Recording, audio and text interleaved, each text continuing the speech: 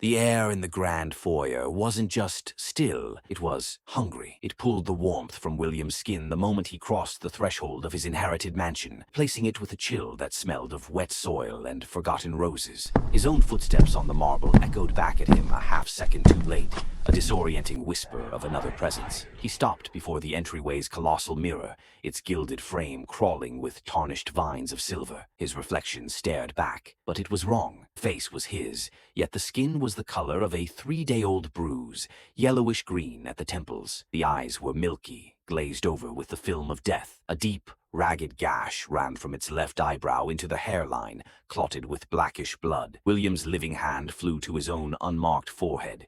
In the mirror, the corpse's hand remained at its side. Strangled noise escaped him. He ripped his gaze away, his heart a frantic drum against his ribs. A trick of the light, his mind screamed. The stress of the journey. He fled up the grand staircase, each groaning step amplifying the silence that pressed in from the shadows. He burst into a lavish bedroom, seeking solace in normality. There, above a vanity, was another mirror. This reflection was drowned. His hair floated in a murky, unseen current, seaweed tangled in the strands. Bloated skin, lips parted in a silent, waterlogged scream. William could almost taste the river silt. He stumbled backward into the hallway, where a long pier glass showed him a body contorted by fire, a charred skeleton grimacing behind cracked, peeling skin. Panic became a living thing inside him. Room to room, mirror to mirror, he ran a gauntlet of his own cadavers. Hanged, poisoned, shattered.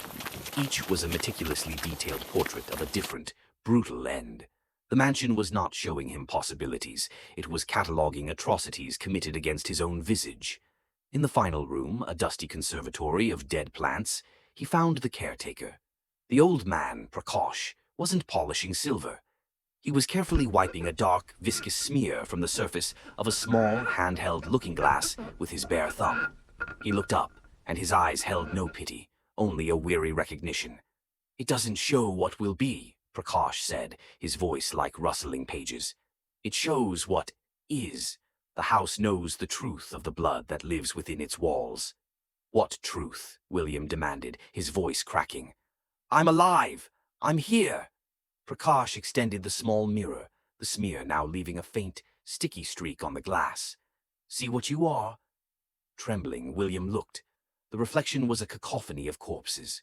All the versions, the burned, the drowned, the broken, were there, superimposed, a heap of his own lifeless forms.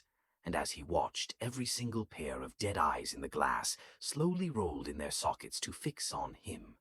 Every blistered, waterlogged, and bloodless mouth began to stretch open in unison, not to scream, but to form a single, silent word. "You." William dropped the mirror. It didn't shatter. It landed face up on the carpet, still holding that ghastly chorus.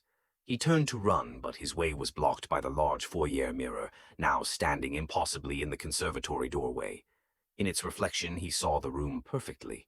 The dead plants, Prakash watching blankly, and on the floor, a sheet-covered form.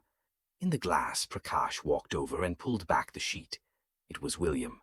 A peaceful, clean version. A single, neat bullet hole in the temple. A searing, impossible pain lanced through William's own temple. He cried out, feeling a phantom warmth trickle down his cheek. He whipped around to confront Prakash, but the old man had vanished. The room was empty, exactly as the mirror showed, except for one thing. The sheet-covered body on the floor did not exist in the real world. The understanding did not dawn. It crashed over him, drowning the last of his warmth. The letter, the journey, the gates swinging open. None of it happened. The shock of the gunshot, the sudden plunge into void, his mind, in its final nanosecond, had woven this elaborate hell. A last-ditch fantasy of arrival, of inheritance, to flee the reality of cessation. This mansion of mirrors was not his new home. It was his coffin, a personalized eternity where he would wander, forever encountering the only truth left to him. A gallery of ends he never lived, leading back to the one cold, simple end he did. And the face in every glass, in every shadow, in every pool of dark water on the floor, would always be his alone. And forever, perfectly dead.